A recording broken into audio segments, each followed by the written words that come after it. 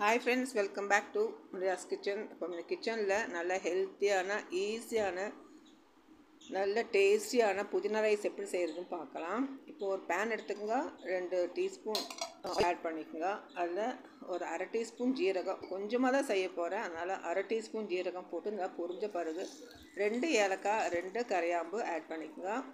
ஒரு 4-5 பூண்டு அது முழுசாகவே ஆட் பண்ணிவிட்டு நல்லா வதக்கிக்கோங்க. அது கொஞ்சம் நிறம் மாறின பிறகு பச்சை மிளகு, காரத்துக்கு மிளகு பொடி ஒன்றும் நம்ம ஆட் பண்ணுறதில்ல, ஒரு பச்சை மிளகா மாத்திரம்தான்.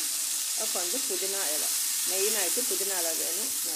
நல்லா வதக்கிக்குங்க. ரொம்ப வதக்க வேண்டாம், புதினாவோட வாசமெல்லாம் போயிடும். அது நல்லா ஆற வைங்க. ஆற வச்சு மிக்ஸி ஜாரில் போட்டு நல்லா நைஸாக அரைச்சிங்க, கொஞ்சம் தண்ணி ஊற்றி. அதே பேனில் கொஞ்சம் எண்ணெய் ஊற்றுங்க. கட் பண்ணி வச்சுக்கிற ஒரு வெங்காயம், சின்ன வெங்காயம் போதும், பெருசாக இருந்தால் பாதி எடுத்தால் போதும் உங்களுக்கு. அதை நீங்கள் நல்லா அது வதக்கிக்குங்க.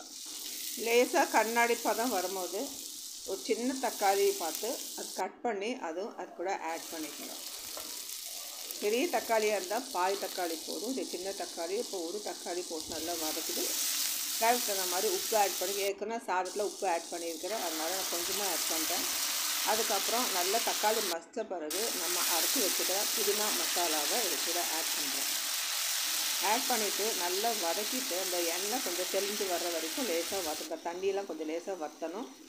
இந்த பதத்தில் போதும். அதுக்கப்புறம் நம்ம வடித்து வச்சுக்கிற ரைஸை இது கூட நம்ம ஆட் பண்ணிக்கலாம். ஆட் பண்ணிவிட்டு நல்லா பரட்டி எடுங்க. மசாலா எல்லா பக்கமும் படுற மாதிரி. மேலே கொஞ்சம் கொத்தமல்லி தலையும் கொஞ்சம் புதினாவை ஆட் பண்ணிவிட்டு லாஸ்ட்டு ஒரு ஸ்பூன் நெய் ஆட் பண்ணிக்கோங்க. ரொம்ப டேஸ்ட்டாக இருக்கும், ஈஸியாக இருக்கும். ட்ரை பண்ணி பாருங்கள். பிடிச்சிருந்தா லைக் பண்ணுங்கள், உங்கள் ஃப்ரெண்ட்ஸுக்கு ஷேர் பண்ணுங்கள், சப்ஸ்கிரைப் பண்ணுங்கள். ஓகே ஃப்ரெண்ட்ஸ், பாய்.